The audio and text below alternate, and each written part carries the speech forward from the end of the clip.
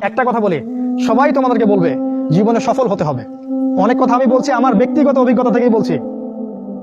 আল্লাহ পাক আলহামদুলিল্লাহ first second ছাড়া রেজাল্ট আমাদের হতো না। যখন থেকে আমরা বুঝতে পেরেছি যে ট্র্যাকে আমরা যাচ্ছি সেই ট্র্যাকটা ভুল, সেই ট্র্যাকটা ভুল, এই বুঝটা যখন থেকে আসছে আমাদের মধ্যে, আমরা চেষ্টা করছি অন্যদেরকে আমাদের শিক্ষা দিয়ে সচেতন করার জন্য। আমরাও ভুল করেছি, ভুলের উপর ভুল করেছি, আল্লাহ পাক যেন মাফ করেন। আল্লাহুম্মা আমিন। সাফল্যের সংজ্ঞা শেখানো হতো আমাদেরকে পরিবার থেকে। সফল হতে হবে বাবা, নিজের পায়ে দাঁড়াতে হবে, বাবাকে দেখতে হবে, মাকে দেখতে হবে, অমুক তমুক ইত্যাদি ইত্যাদি। বিয়ে করবি কি নিয়ে, তোর তো কিছুই নাই, বলে না কথাগুলো আপনাদেরকে। চাকরি বাকরি করতে হবে, প্রতিষ্ঠিত হতে হবে। শোনো, সাফল্যের একটা সংজ্ঞা দিয়েছেন আল্লাহ কোরআনে, একটাই সংজ্ঞা, সূরা আল ইমরানের মধ্যে আছে। আজকে আমি সব ডিটেলস বলার সময় পাচ্ছি না।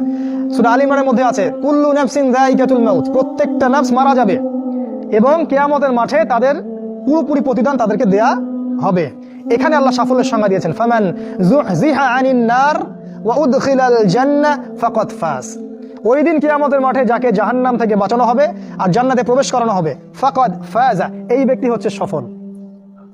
সাফল্যের সংজ্ঞা কোথায় পাইলেন?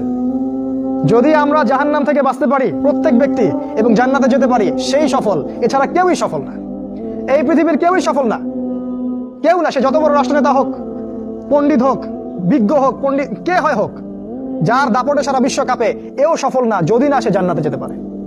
কিন্তু একজন এই ভ্যান চালক, এক রিক্সা চালক, এক আমার ওই গরিব চাচা, ওই কৃষক, সে যদি হিসাব দিয়ে জান্নাতে যেতে পারে, সে সফল। তিনি সফল, তিনি আল্লাহর কাছে পছন্দের বান্দা।